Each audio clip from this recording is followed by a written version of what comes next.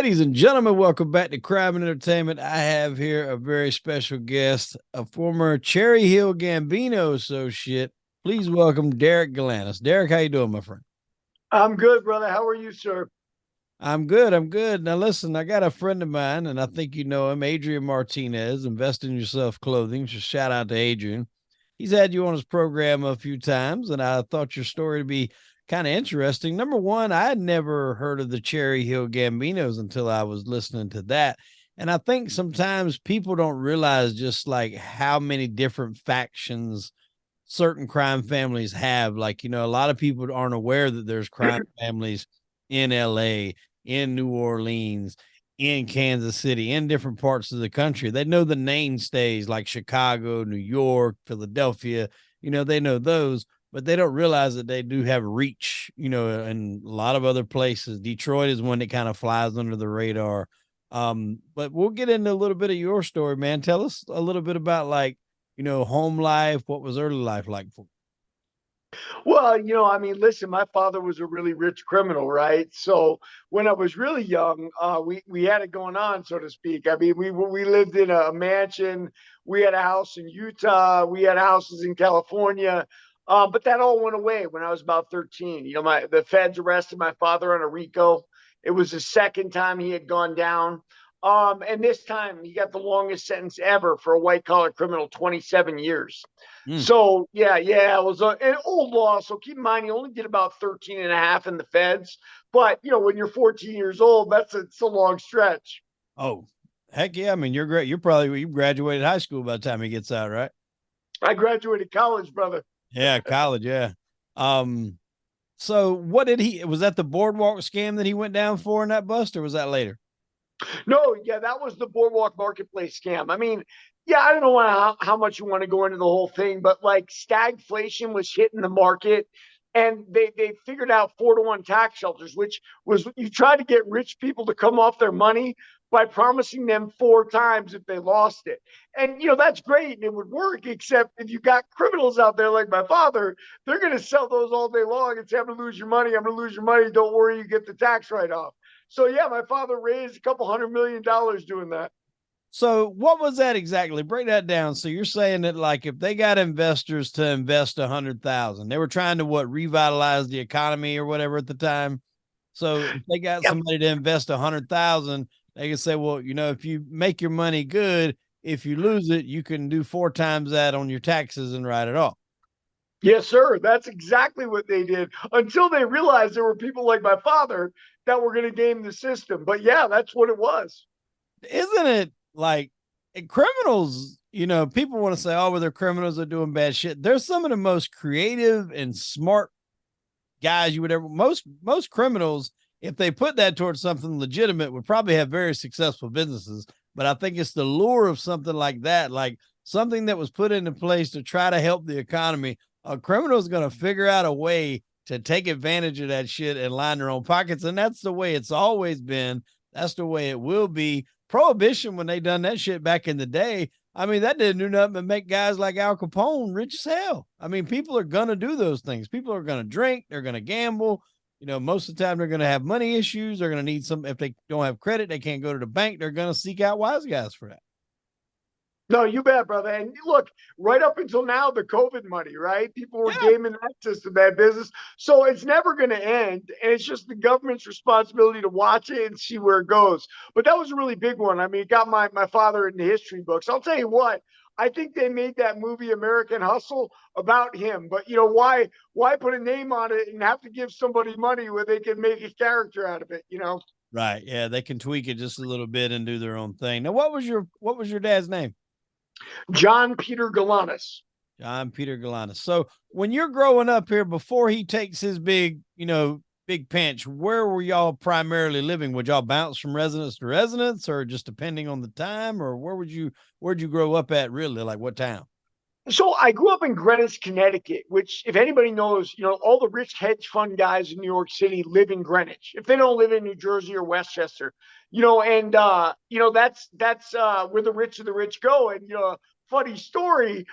Vince McMahon was my neighbor for about a year and a half, waning days and Greenwich. So I played with his son Shane. He used to have the wrestlers over for Halloween. It was pretty crazy, man. Wow, Vincent fucking Kennedy McMahon. That's crazy. The the mean streets of Greenwich, the Greenwich Street Posse, I think he called his buddies when he got him into wrestling there. That's wild. Yeah, it's funny. I loved how they did that with Shane. They kind of worked into the story how Hunter Hearst Helmsley and Shane went to the same private school and everything. Funniest part is Shane didn't go to a private school. He went to Greenwich High. Yeah, Shane, like he's got like he had it set up for him to just continue in that business. And I know he's come back to it here and there, but for a while, like he separated from the business and done his own thing, something with like internet radio or something like that. He's very much been a guy that's tried to do his own thing, which is hard when your father is pretty much the mastermind of professional wrestling in today's times. That's very hard to try to get out of that umbrella, but he did try, and he's a damn good athlete too. Even when he does get in the ring, like he's fun to watch. Yeah, brother. I mean, think about poor Shane. Like he grew up like under his dad's umbrella, right? Now I heard a story about Bret Hart slapping him, and I'm not surprised. Shane's trying to flex muscle. He's but then he looks like daddy's kid, and the wrestlers don't want to deal with that, and so that's why he's bouncing in and out, right? He's trying to make something happen on his own. It's really, look, people don't realize, but it can be a blessing and a curse having a father like that. Yeah. I make this comparison in my book, Greed and Fear of the Galanis Crime Family. Like, I talk about my father revitalizing Atlantic City with the tax shelter deal, and I talk about the ridiculous spectacle of professional wrestling. And I talk about how, like, you could have imagined my father becoming a billionaire, like Donald Trump owning all those casinos down there, and Vince McMahon being wasted away. But, fate has funny things in store for us, man. Wrestling became the biggest thing in the world. My father went to jail for 27 years, brother. You just never know. Yeah, for sure. I mean, it's crazy. And I would have never thought, even coming back up when I was back in the day, of where it was then and what it's gone to now. I mean, it's a global phenomenon. There's millions and millions of dollars of contracts, and I think that's took away a lot of the creativity from it for sure. What you mentioned Philadelphia. Now your dad he worked alongside a lot of the guys in Philly. Well, I mean, like, so my father would put it that way to you, but my father was getting extorted by Philly, right? Like, if you were working in Atlantic City in the 80s, Philly controlled it. I know the Genovese family came in and, kind of weaseled their way in there. But Philadelphia ran it for a long time, and Angelo Bruno ran it. And, my father was running hundreds of millions of dollars scam there. They wanted their piece. And guys like my dad, businessmen with big egos, they're happy to give a piece to those guys. It makes them feel connected and glamorous. So, yeah, he was giving a lot of money to Philly during those days. Yeah, and Bruno, I mean, for people that may not be familiar with him, I mean, he's always been considered what they call the docile Don for his reluctant to use violence. Not that he wouldn't if he had to, he would. I mean, don't get me wrong, if you had to go, you would go. But, it wasn't his first choice. I think we had Scott Bernstein on the show one time, and he told a story about there was a guy that I think tried to either kill him or take him out or something, and Angelo had the chance to basically kill him, and he basically just shelved him instead of killing him. But he did get taken out. That's that famous picture of him in the car. They got a shotgun blast to the back of the head. What did you ever hear anything from your dad about, like, who? I know we found out who was responsible, but like at the time, did you know what was going on? Did you know what he was involved in, or were you still kind of clueless to the life that he was kind of doing? Well, so first of all, remember, during that era, I was a kid, Mhm. but things come out over time. And, one of the things my father said, when Angelo went, some other guys came to see him, Nikki's guys. And, my father said they were jerk offs. And going back to what you were saying, Angelo wasn't going to pull a gun when he didn't need to. If he could sit down with you and charm you and get you to pay him millions of dollars, why on God's earth is he going to threaten you? And, guys like my dad, you threaten him, he's going to run to the cops. But if you make him feel important, you sit down with him and you give him a mafia style dinner, my dad will open his checkbook. Now, who's the smart one, Bruno or Scarfo? Right. And there was a lot of turmoil in that family. I think Caponegro wound up getting killed as a result of that. The Genovese kind of hung him out to dry. and I think there was another one that got killed too, I believe. I can't remember his names. And then the Chicken Man took over. I think he lasted about a year, and then he was blown up by a bomb up under his porch. And then, then Nicky Scarfo comes in. What was some of the feedback that you got from your dad about how Nicky ran his crew? Because Nicky largely, I mean, he was popular for all the wrong reasons. I mean, just, towards the end, he was so paranoid. He was killing everybody. Salvi Testa. I mean, just had a number of guys clipped, all because he was just paranoid. I don't think Salvi would have ever turned on Nicky. I don't think that would have ever happened. And he still chose to have him killed. What was some of the feedback you got on what Nicky's personality was like? Well, my dad said, they're jerks. And what he meant was, and I've seen this happen to my brother too, like, there's some wise guys that know how to charm you. Yeah. Bruno was one. Tommy Gambino, boss of LA, is another. I'll give you an example. When I caught my drug case, Tommy just went quiet. Tony, meanwhile, showed up to threaten my brother, and my brother was really upset about it. There was no cause for threats. Like, if I was going to roll, I was going to roll. It didn't matter what Tony said, and I didn't, because I'm a stand-up guy. But guys like Tony, guys like Scarfo, they can't help themselves. That's who they are. Like, they want to see someone scared. They want to feel like they're a big tough guy. And by the way, I'm not saying they're not tough. They're tough dudes. But is that really the smartest way to go about something? It's really not. And, I guarantee you, Scarfo didn't get as much my father as Angelo Bruno did. Oh, yeah, I'm sure. Because, I mean, like you said earlier, you alluded to it perfectly. There's something to be said about sitting down and actually having like a legitimate conversation, or somebody just trying to scare the shit out of you. You're going to be reluctant to give him as much as you would if you felt like you actually had an understanding and a partnership with someone like Andy. You bet. Now, at what point, when your father gets out of jail, like, did you know at that point in time, when did you start to learn exactly what he was into, his connections, and then when did you kind of get introduced to that similar lifestyle? So you got to remember, how can you really indoctrinate a 14-year-old kid besides what he's around and what he sees, right? But as I grew up with my father in prison, he made a really close friendship with Rosario Gambino. And Rosario's sons, Tommy and Tony, were very much like, Jason and me. So my brother.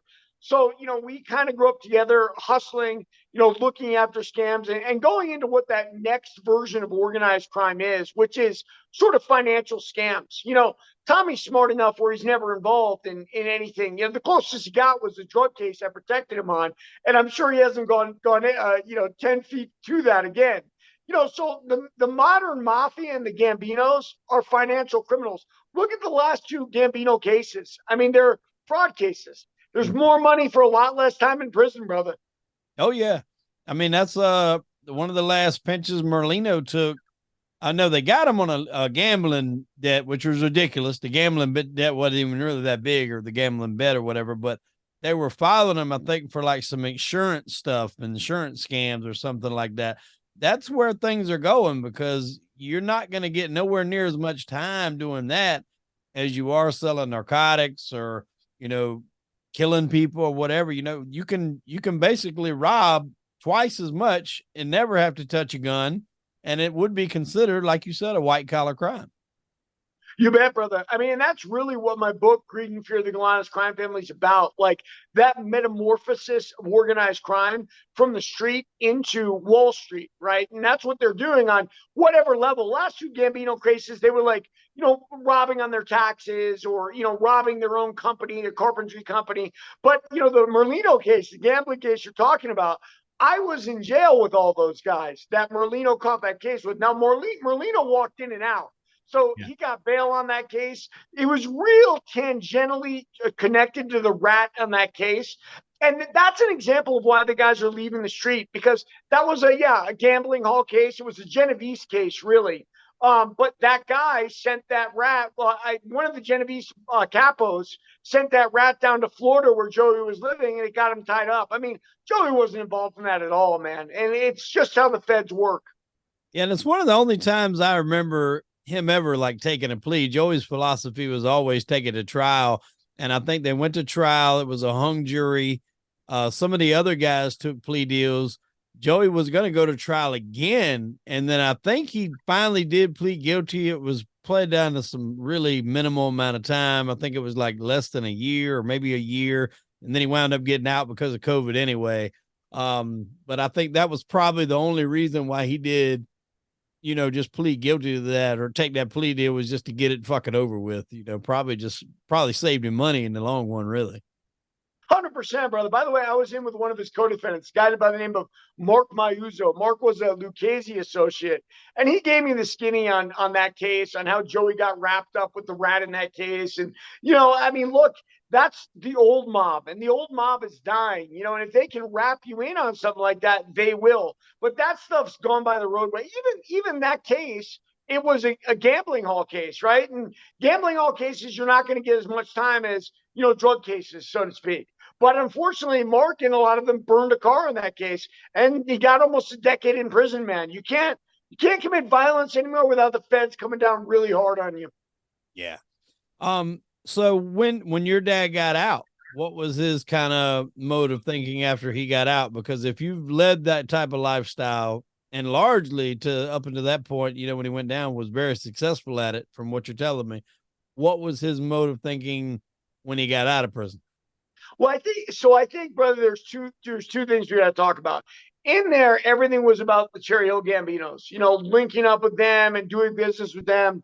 When he got out, and he got out in New York because he had a parole from New York State, and he got out like a drunk sailor. Those are his own words. I mean, he started a pump and dump right away. He had me in an insurance scam in Kosovo. And then he got so paranoid, just like Scarfo, just like Vic Amuso and Gaspipe Queso. These guys have so many evil thoughts in their mind, it makes them paranoid. He took off because he thought a case was coming down. No case was coming down.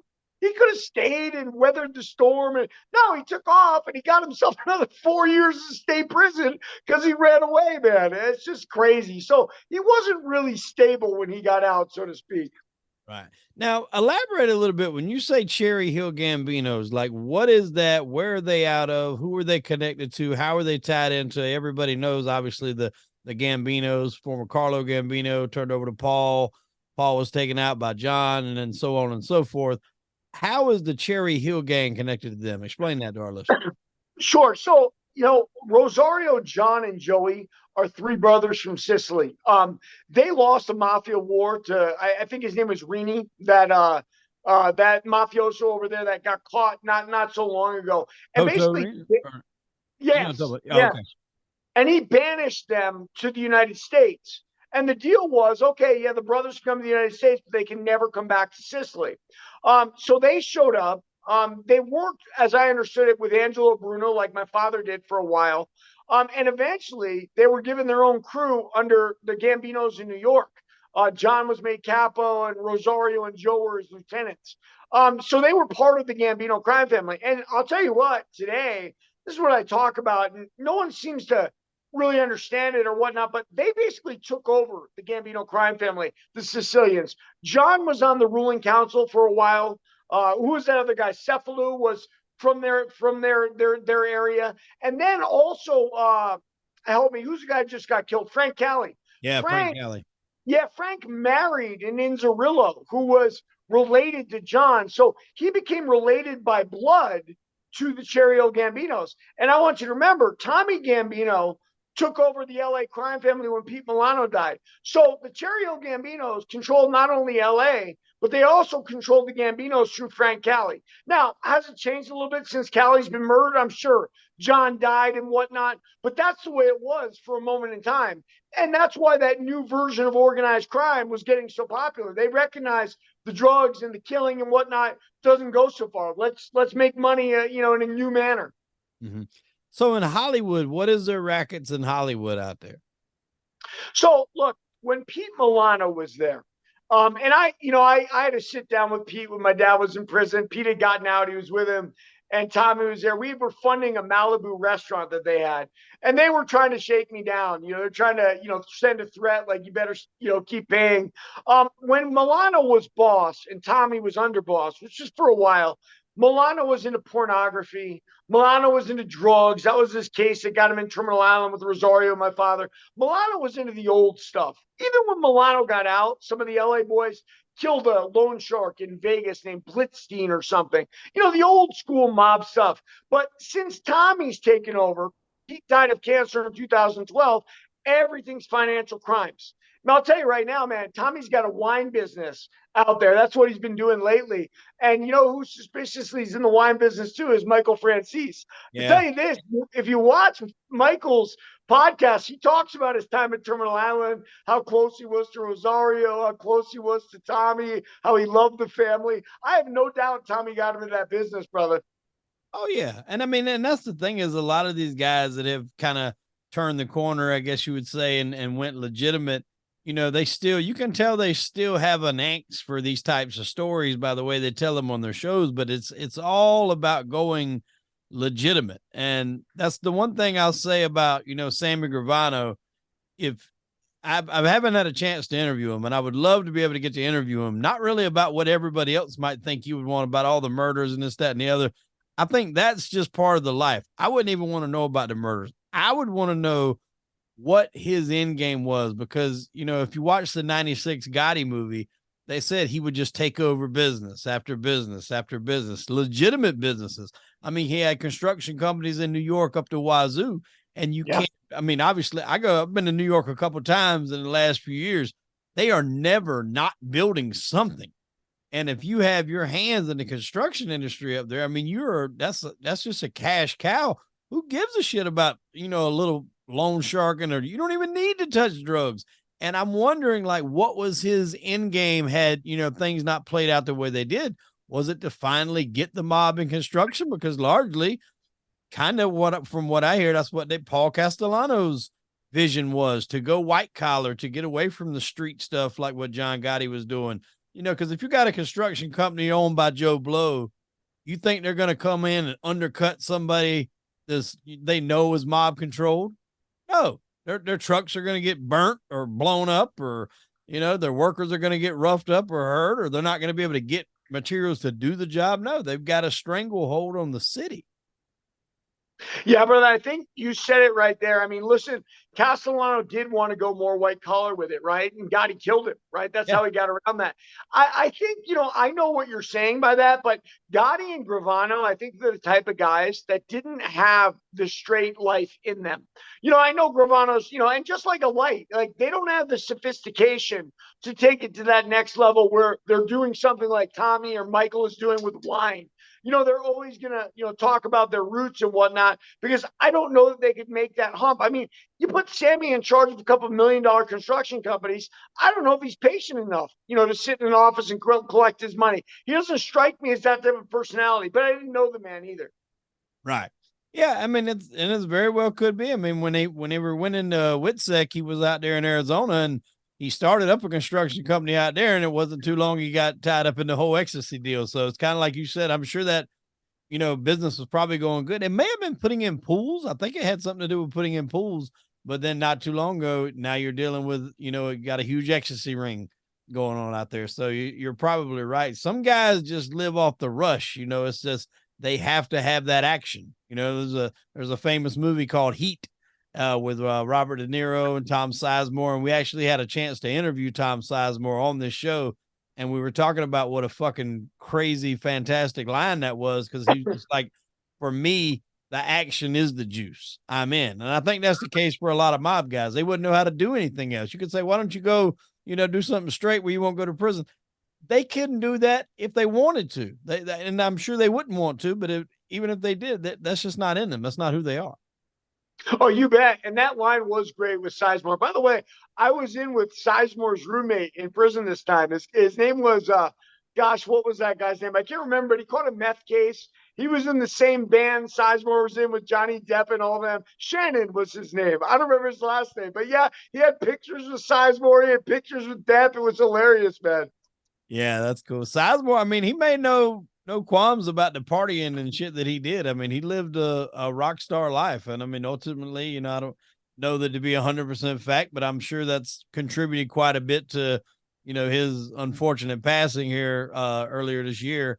but I mean, a hell of an actor, man. I mean, you couldn't ask for no better. And he played John Gotti in the Robert De Niro's movie. I think it was Witness to the Mob.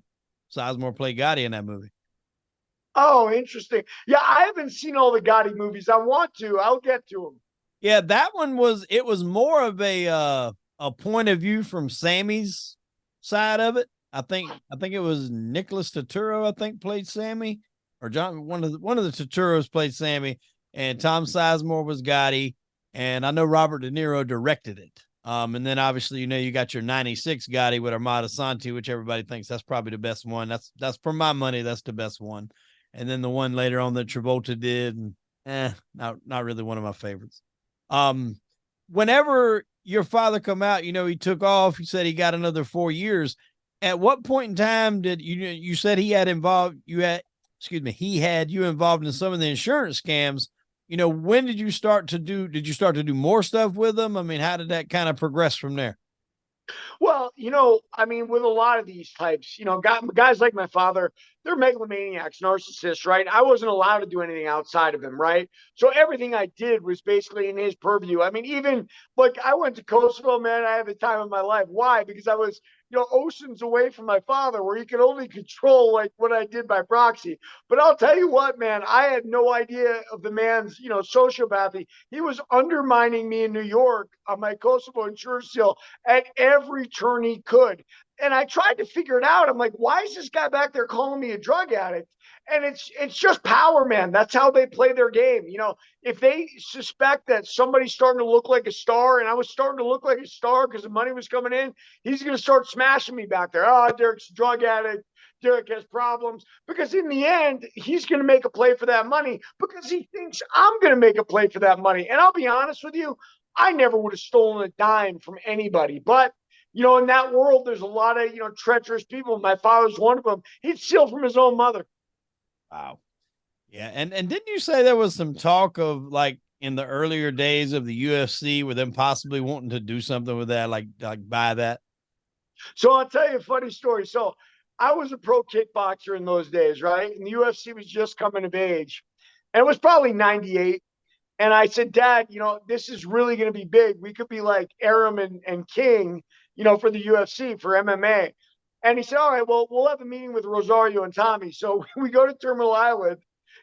I sit with my father, he sits with his, but we're next tables. And we talk about buying the UFC. And ultimately, my father, basically says it's a dumb idea, which to me is just hilarious. The business sold for $4 billion a little while ago, right? But that's what it's like dealing with those kind of megalomaniacs, man. You could have the best thing since sliced bread. They don't care. It's about their control, their power, their everything. And really those guys don't want you to be successful, right? They want you to be a cog in whatever machine they're creating. So, it took me a really long time to learn that. The UFC is a comical story. One of the things my brother said later, and I'll give it to him, he's right. He said, look, Derek, we'd have destroyed it anyway. And I understand his point. Like that's what we do is destroy businesses. We don't make businesses, we ruin them. So, if we had done that, MMA probably wouldn't even be a sport. Yeah, it's possible, for sure. I mean, they have that famous line at the end of Casino. Obviously it didn't destroy Vegas, but the Cadillac money coming in, was really destroyed by everything that went on with Tony Spilotro and a lot of the people that was out there. And it just basically crumbled a lot of the money that the mob had. And then when you brought in these bigger casinos that couldn't be controlled by the mob, then it kind of just more or less phased them out. And that's the thing is, again, we talked about earlier, they're gonna find a way. They used the pension funds back in those days to build those casinos. It was like the Stardust, Tropicana. I think there was one more. They figured out a way to use those things to their benefits. That was supposed to be for something totally different. And then they're building, casinos with it, and then they're skimming the profits. I mean, these wise guys, they figure out a way to make the best out of any situation. That easy money, that's key for those guys. And they look for opportunities, like that to get in on something on the ground floor. I can't tell you how many porn stars that I've talked to in the movie Deep Throat has been brought up. And Sonny Francis had a lot to do with that as far as like getting that filmed and a lot of the profits, like a lot of those profits, that went straight into the mob's pocket. That didn't even go to the performers or nobody that had anything to do with it. That was the mob that got rich off that movie. Well, brother, you said a lot in just a minute. So let me say this. Spilotro was like Sammy, like we said, he couldn't handle himself. He's out there in Vegas. It's all for the taking. He didn't have to do those street crimes. He was taking so much money out of those casinos for the bosses. That could have been his cut, but he couldn't help himself, right? He went back to what he knew. Now, when you start talking about the pension funds, that's my father's favorite scam. He robs money managers, or he buys them and then he robs them, which is what the mob did, right? They would infiltrate unions, get control of the pension funds, and then force the money where they wanted it to go, like the casinos. That is exactly what my father does today. And I've made that comparison on a lot of my early podcasts, and it just goes over people's heads. So I just stopped talking about it. So you saying today your father's still alive? Oh yeah, he got out on Trump's Second Chance Act. He's obviously 80 years old, right? So he did like 6 years on his 10-year sentence or whatever it was, and they let him out. And he jumped on social media threatening me and doing all kinds of things. Just very much my father. Whatever. Where's he staying at these days? He's in San Diego with my mother and my youngest brother. My poor youngest brother, he got the short end of the stick on everything. Like, he never got to enjoy any of the money. He had to deal with my crazy mother. Now my mother and father are both living with him. I feel so sorry for him. Wow. And then I'm assuming y'all just are not on good terms. There's no Thanksgiving dinners going on at the Galanis house right now. No, well, listen, man, I wrote a tell-all book. Nobody's happy with me. Tommy Gambino, my brother, my father. But listen, man, they robbed me the whole way through, right? They plotted to kill me. And here's the deal: like, I got to make a living. I'm 50 years old. I got a job, but listen, I'm going to tell my story. You don't own my. I've told them before when they threatened me. You guys don't own my life. What happened happened. I didn't tell on any of you. None of you got in trouble because of me. If you got a problem, tell it to God. Now let's get into a little bit of that with you. Now you get into what, selling ecstasy, right? Or making ecstasy. What was that situation? So, you asked a lot about my childhood growing up. So, my father, among the many people he would send home, like Pete Milano, there was a guy named Dennis Alba. Now, Alba was Italian, but he wasn't really connected. And he was a drug manufacturer. He's a chemist. Used to convert cocaine in the old days, but he got out in the 90s and ecstasy was the rage. And, it was 5 minutes. He's around the office and he's making ecstasy.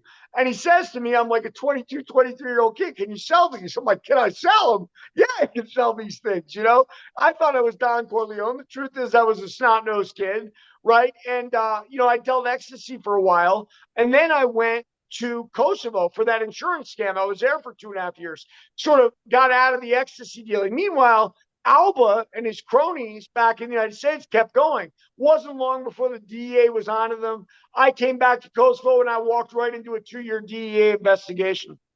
Wow. Now, where is this taking place at? Where is the selling of the ecstasy taking place? So he had labs all over Southern California. I'll tell you a funny story though, man. And I think people just kind of stop because they can hardly believe it.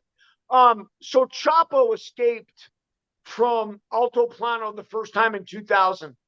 And Alba had another guy who was in terminal line with him named Don Walters, who was very connected in the Mexican drug trade. Well, the nub of it is Alba and his partner, Mark Forrester, went down to the mountains of Mexico and met with Chapo right after he got out of Altiplano. Now, that's fascinating, but there's something more. Not only were Alba and Forrester meeting with him when they were under DEA surveillance, but the rat on our case was a guy named Thomas Lilius. He was a Swedish chemist. Actually flew in and met with Chapo in the same mountains of Mexico. So what I'm telling you, man, is the DEA knew exactly where El Chapo was the entire freaking time. But listen, someone's got to run the drug business, right? Right. And that's not the only big name that you guys have had some dealings with. There's also some reports that you had some dealings with Hunter Biden on a few things. Well, so let's go back to the robbing investment advisors, right? So my father put one together. My brother actually, my father was guiding him, but my older brother put together a deal called Burnham Financial. And they were going to buy up all these investment advisors. Imagine having a bunch of pension funds, right? And what you could do with that, the plan was to buy like $1 billion worth of them. And it's pretty simple to buy. I don't want to get too much in the details, but you can buy like $100 million investment advisor for about $2 million. Why is that? Because honestly, the guy only makes $1 million a year running it. The market can turn against him. A lot of clients leave, so you can buy it for 2 times, what he's earning in a year. So to buy $1 billion would have been about 10, 20 million bucks, depending on the funds. And Hunter was absolutely involved. He was listed as vice chairman. He was raising money in China for it. He received money. He was on emails. And what do you think the feds have done? Nothing. Now, Devin Archer, who was his friend and partner in Burisma on the board over there in Ukraine, did get convicted, but he's been fighting to stay out of jail about as hard as he can. So we'll see how much longer he does it. He only got a year and a day, man, but it's hilarious. I mean, if they weren't so politically connected, they'd have gotten a lot more time.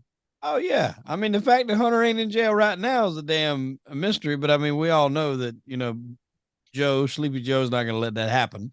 And I mean, and that's just the tip of the iceberg when it comes to all these presidents, man. There's been corruption, since way before the Reagan days. I mean, I know a lot of people put Reagan up there as one of the last like good presidents we had, but I mean, he was even, he had his hands dirty as a lot of the rest of them. And I mean, that can be a whole nother podcast going on how dirty some of these presidents have been in the past. And, obviously John Kennedy was heavily linked to the mob, and a lot of them say that the mob's the only reason he got elected in the first place.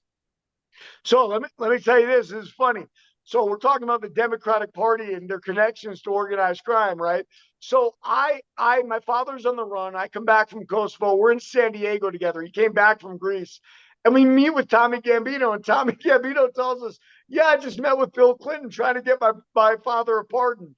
And he's telling us, yeah, I met with him in a Washington parking garage, and he kept the parking ticket if he needs to prove that he met with him. And, this is just what goes on. And by the way, the feds know this. They just keep it quiet. They just don't talk about it. And, listen, Tommy's never been convicted of a crime. So, Bill meeting with him and Hillary meeting with him is, I guess that's what well, look, they can do whatever they want. They killed Epstein in jail, right? So, yeah. Yeah, if they want you, they can get you. Now, when you walk back into that 2-year drug sting that was going on, how did it go from there? Like, when did you finally get busted for that? So I come home, right? And they are very excited to see me. I learned this all later in the DEA 6 reports, which is kind of like the FBI. I think they're 302s. Like, they're talking about their investigation, and they're like, we finally see this is Derek Galanis. We got him, because they think from me comes Tommy Gambino. From there, goes my father, and it's a domino effect, because that's normally what happens. And by the way, that could have happened if it wasn't for the fact that I really believed in organized crime, and I really believed in being a stand-up guy. Alva, when I got back, says to me, "Hey, listen, can you get the Gambinos to sell some drugs for us?"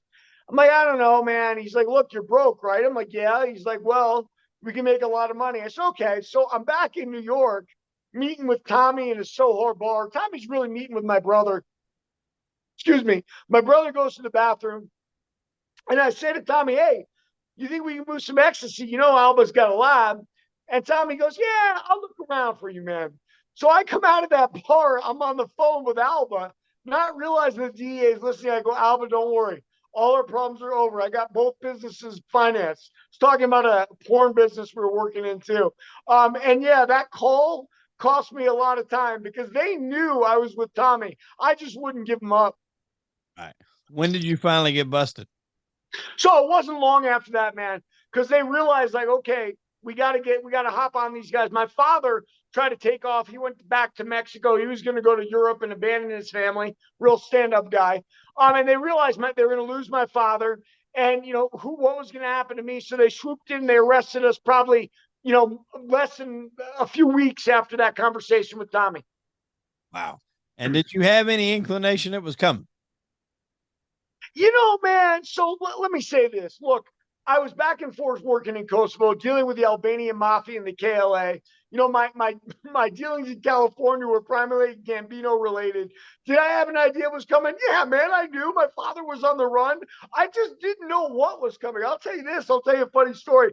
When the DEA, and they have to do this, they show you the warrant, and he showed it to me, and it said Ecstasy, conspiracy manufacturer and distributor Ecstasy. I was relieved. I'm like, I'm not really involved in this. It'll be okay, because I didn't really understand conspiracy law, man.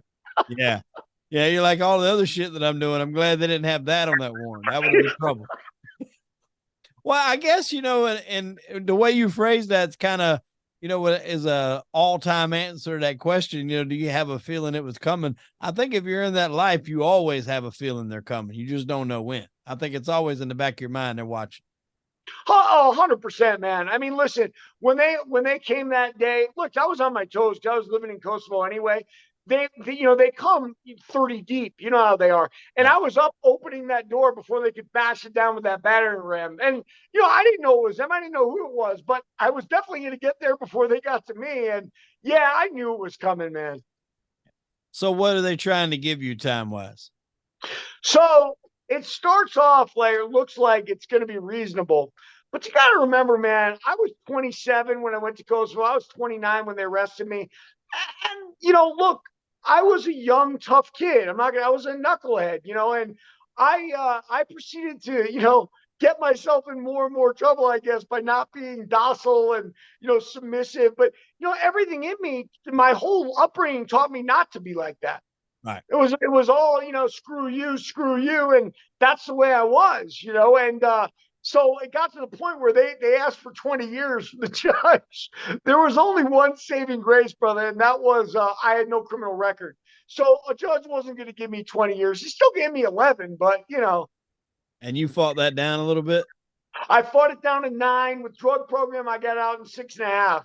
But yeah, I mean, look, man, anybody who's fought a case before, they know it ages you. Second time I didn't even fight, you get smart about it. Like, okay, that's why Yeah. Joey Merlino pled out, man.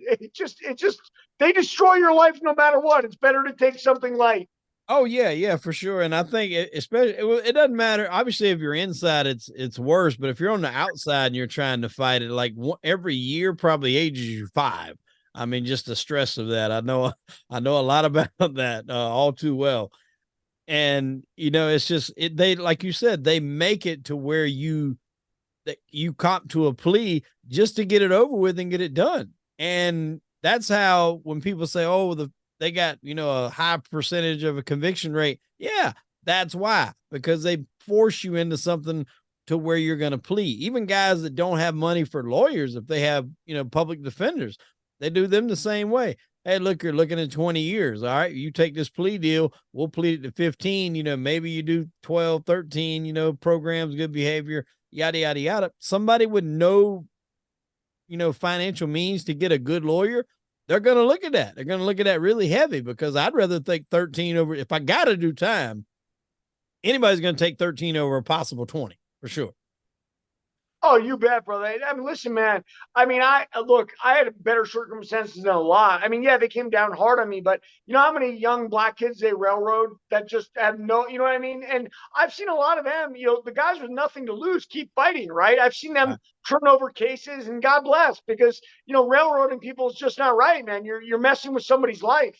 Yeah, and that's I've had this conversation with people recently, because I've had a lot of guys on the show that's been wrongfully convicted for one reason or another, and it's not in no way, it's not innocent until proven guilty. That is bullshit. It is guilty until you pay to prove you're innocent, and that is exactly the truth.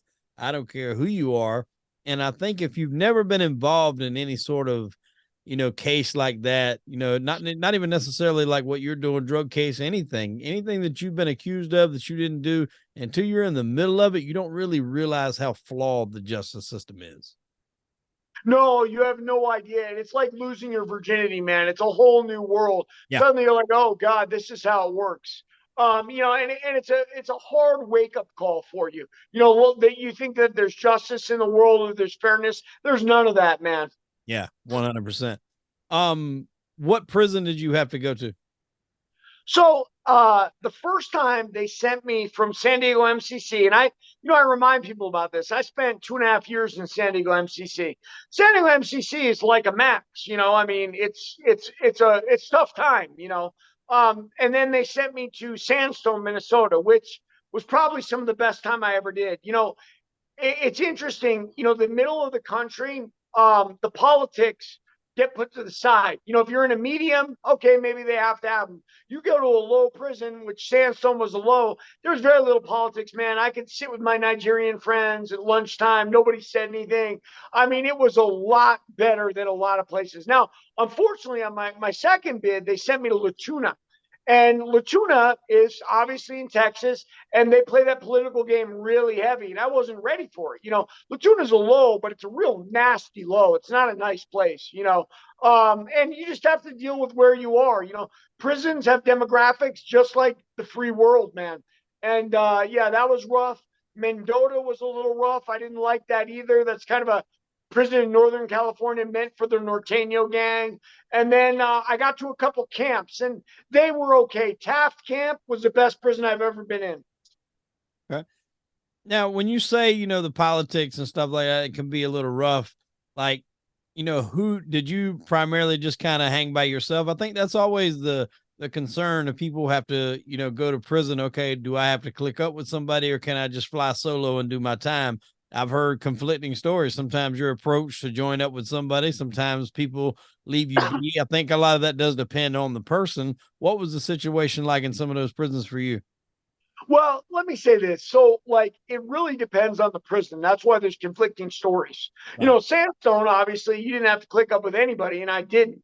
I clicked up with the whites in Texas because sitting without them, it means you're sitting with the sex offenders. By the time I came back the second time, half the low prisons were sex offenders from the internet, bus and whatnot. So, I was going to click up with the whites. I wasn't going to sit with them. But listen, I had one really nice thing going for me. My jacket said Gambino Associate. And I didn't spread it around, but I'll tell you who did is the guards. So it would just take time, and the guards would tell everybody. And before you knew it, they were smart enough to leave Derek alone. Yeah, well, that's a good card to have, because a lot of people have that in their paperwork to kind of give them that cred. So I got to tell you the story though, because just as funny as that is, and I want to remind you something. They put that on me, that Gambino jacket, right? The feds did. I didn't put that on me. They did. Then when they figure out that one arm has put that on me in Taft, because I got that paperwork and I spread it out promoting my book. They came to me and they said, Derek, you could be in a USP one day. And that Gambino jacket could cause you a lot of problems. And I'm thinking to myself, looking at them, you guys are threatening me with the Gambinos on something you put on me. But that's how the feds are, man. You want to talk about gangsters? They are the worst. Oh yeah, they'll set your ass up in a minute to try to get you to. They don't care the fallout from that. They'll make it seem like you've done this, that, or the other, and then throw you right in the Shark Tank with them to see what happens. They're just Well, what do you think they did to Whitey Bulger, man? I mean, they sent him to that prison to get him killed. I mean, they knew there were Boston gangsters there. They knew. yeah, yeah. And I've had conversations with that, with guys about that, and there's conflicting stories. Like, I think they were waiting for their opportunity. Like, yeah, the prison he was at, he assaulted a female nurse. So that was the reason he got moved to, what is that? Is it Coleman? That was the prison? He got moved from Coleman to Hazleton. Yeah, it got moved from Coleman to Hazleton. Now, I think when that opportunity presented itself, then yeah, I'm pretty sure some people probably knew that he would get taken out, because you got Whitey Bulger. I mean, he's famous at that time. He'd been on the run for 10 years. Like everybody, especially in Boston, I don't know how the fuck you don't know. That's like people in New York not knowing who John Gotti is. I mean, you got to know who Whitey Bulger is. You got to know who's coming to that prison. And for the fact of him to be left alone for Freddie G and whoever else, to do that allegedly, schlock him to death and rip eyes out of his sockets and pretty much do a number on him, work him over very well from what I gather. You cannot tell me there was not some level of corruption in some way, shape, form, or fashion going on in that whole scenario. Well, number one, brother, I mean, I think he had words with the nurse. I don't know so much about him touching her or anything. I think he said something to her. And listen, whatever he said or did, does that give them a right to give him a death sentence? I mean, they knew where Freddie Gaius was. They knew Freddie had life. Freddie was a stand-up guy, wouldn't roll. And the irony of it all, and the greatest part, this reminds me of how they threatened me. Whitey wasn't even that big a rat, right? And that came out if you watch Black Mass. Whitey kind of played the game for himself. But Yeah. the feds know how to put you in the crosshairs. I'll tell you this is funny. I used to check out Whitey's profile on Wikipedia, and they made a big deal about how he was a known pedophile. The reality was, they were just trying to fish him out. He wasn't a pedophile. They were just trying to get him deposed to correct that, because he knew any criminal would be offended by that. After they caught him, all that stuff went away. Yeah, and that's them little tricks that they use, man. It's crazy. And Whitey wasn't the first guy to, inform with the police. I mean, Greg Scarpa with the Columbos, it came out that he was a longtime informant, and people don't talk about Greg Scarpa in the same context as they do Whitey Bulger, yet they were both doing the same things. I mean, both were very brutal guys, 100%. But, it's, I feel like in this whole thing, some people, I guess, just get a pass and some don't. I think more or less from what a lot of people had a hatred for Whitey because obviously there was, the rumor that he had, killed women and, would rob. I think somebody, if they won the lottery, he would basically just take it from them. So I think he won the lottery like twice. He basically stole it from people. So there's a difference between your neighborhood loving you for doing good, or not necessarily doing good, but doing good by them, even though you might be in that life, and then you fucking holding the neighborhood hostage and pissing everybody off. And I think, John's neighborhood, John Gotti in New York, they loved him. The neighborhoods around in Boston, I don't think really love Whitey for some of the shit that he did. Yeah, I think that's a really good analysis, man. I mean, at the end of the day, though, personality ends up being everything. John Gotti was larger than life, right? People Right. loved him. Bulger, nobody loved. So that there's that hoodlum. But look, we play the deck we have, right? Bulger couldn't change his personality, and neither could Gotti. Yep, 100%. So when you were in prison, is that when you decided to write this book? Well, so it's more than that. So I get out the first time, right? And we're doing a pump and dump called Jerova Financial. It's what I went to jail for the second time. And I get it all lined up with an old Albanian friend of mine from Kosovo, where the stock can be held in his name and we can dish it off and we can make some money. And I'm thinking to myself, I held strong. I protected Gambino. I protected my father. I protected my older brother. I got something coming. This is my time. We make $20 million. Guess how much my father and brother cut me? How much? Zero.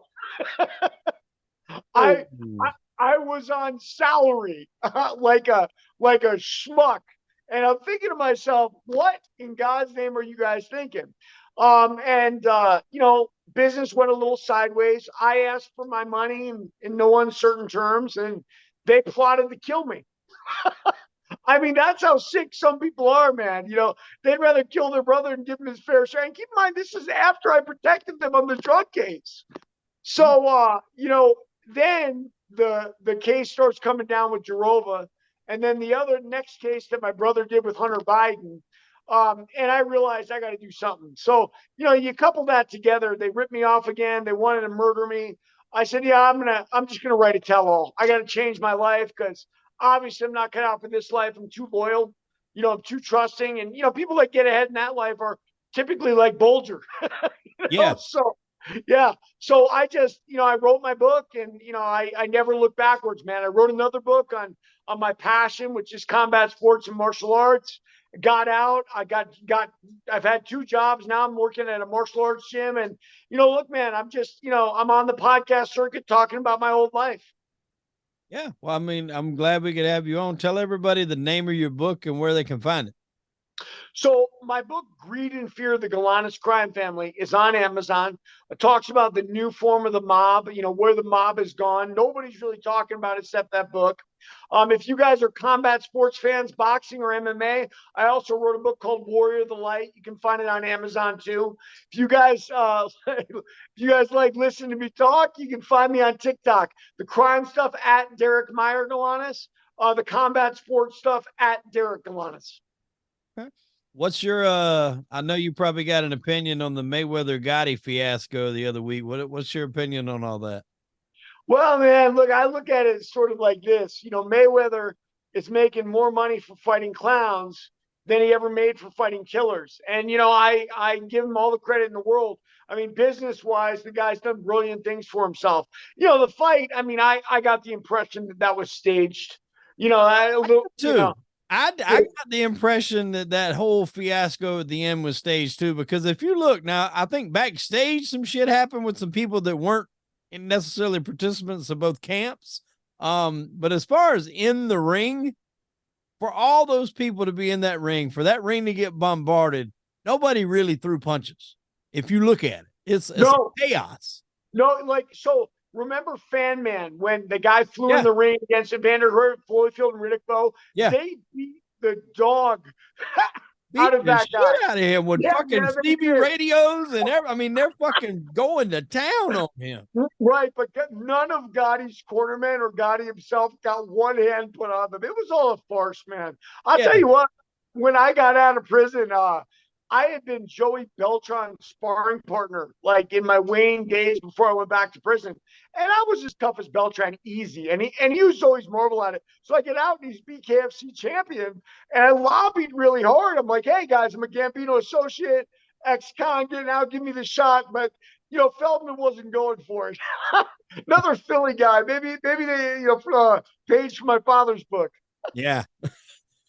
Well, I mean, I'm a big boxing fan. And I think what Floyd's doing is smart. Like you said, he's protecting that boxing record because all these are exhibitions.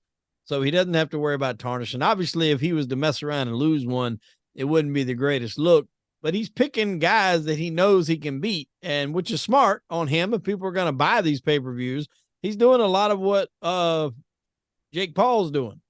He's picking guys arguably until he run up on Tommy Fury, which was an actual boxer. Jake Paul was doing the same thing. And, they're mirroring each other. They're copying each other. They're both doing it and they're laughing all the way to the bank, and the press and the public is eating it up. And I think the reason for that is the competition level isn't there in boxing anymore like it used to. I mean, I'm sure when you were coming up, you had the Holyfield, Tyson era, Riddick Bowe, those were some phenomenal athletes. Then, when I'm coming up, you got Oscar De La Hoya, a lot of those guys. You don't have those guys anymore. You don't have your Floyd Mayweathers. Right now you've got Tyson Fury just pretty much on top of the world on the heavyweight side. I'd like to see him fight that, what's the Usyk or whatever his name is? Usyk. But other than that, Deontay Wilder's clout is glown since, Tyson beat him 2 times. Anthony Joshua's, proven that he's not really who he thought he was. It's just not, the competition level is definitely not there. So I think that's why people jump to see these things. Like, I'm interested to see how Nate Diaz and Jake Paul fight on August the 5th. I think that's going to be a good fight. I really do. Well, so I was Diaz's teammate for a number of years with the Scrap Pack. He came down. I trained at El Nino. He trained up in Stockton, but he would come by once in a while. But, he wasn't sparring big guys like me. He was sparring guys his own size. Right. I got to tell you, look, man, I love Nate. And I love the show that the brothers put on. But I'll tell you this, too. He looked really slow in his last fight with Ferguson. And, Jake Paul, even though he doesn't look where he punches, Jake Paul's a real 200-pound guy. So me personally, I think it's going to be maybe an ugly night for Diaz. I hope not. I'd love to see Nate pull that off. But honestly, I think he's too big. Paul's going back to the model. Let me fight an MMA fighter that I know I can beat. And what people don't really realize is the level of pure boxing in MMA is very low. I know because I was a kickboxer and I used to beat up MMA guys all the time. Now, some of them won't tell you that. They got their own egos and opinions, but that's the reality. Their striking is very low level. Diaz is a little different, but their boxing style is geared towards MMA. It's not geared towards boxing. So we'll see how it goes, man. Yeah. It should be interesting to watch. MMA too. We're getting to that point to where we need those next resurgence of stars. Conor McGregor's largely kind of been away from the game for a while. I know he's supposed to come back in here soon and have a fight. You had Nunes that just retired. She went out on top. So the UFC, I think now is also struggling to get some of the new faces in there. You got Sugar Shannon O'Malley, who I think is a breath of fresh air. for that division. What's it, Patty Pimbleton or whatever his name is? Pimblett. Pimblett, he's pretty good to watch. But the sport misses those guys with those larger than life personas like Mayweather, like McGregor, like Brock Lesnar when he was there. The sport needs that kind of stuff, man, to stay afloat and to keep people buying these pay-per-views. If that is what drove people to buy the pay-per-views. Ali got that back in the day. Ric Flair copied it from Ali. Mayweather copied it from Ric Flair. I mean, if you can make somebody hate you, then you're going to have everybody's money, because the people that like you because you're a bad guy, they're going to buy the ticket. The people that hate you because they're a bad guy, they're going to buy the ticket in hopes you get your ass whipped. You're getting 100% of the money. And those guys have figured that out. And it's just, I see that we're running low on guys like that now in some of these sports. Well, there'll always be somebody else, man. Remember, it was Chuck Liddell, yeah. And then we went to Ronda Rousey, and then we went to Conor. There's somebody coming. I mean, listen, maybe O'Malley does it against Aljamain. Maybe, and then he's the next guy. But there's always somebody next. Yeah. Well, Derek, man, I can't tell you how much I appreciate you coming on the show, man. It's been fun. One more time, tell everybody where they can find you on your social medias before we get out of here. Yeah, guys, if you like my crime stuff and TikTok, it's at Derek Meyer Galanis. The combat sports stuff is at Derek Galanis. If you want both, follow my Instagram at Derek Galanis. Yeah, I follow your Instagram page, so I get a little bit of both on there. And I enjoy that breakup. It's really cool to have somebody who can talk about both sides of the fence like that. It's really cool. I'm glad you like it, brother. Well, thank you very much for stopping by the show, ladies and gentlemen. Please go check him out on social media. Go check out his book. And that will do it for today's episode. I'm Hollywood Wade. That was Derek Galanis. And unfortunately, we are out of time. Tune in next week for an all new episode of Crime and Entertainment. Derek, we appreciate it, my friend. Thank you, brother.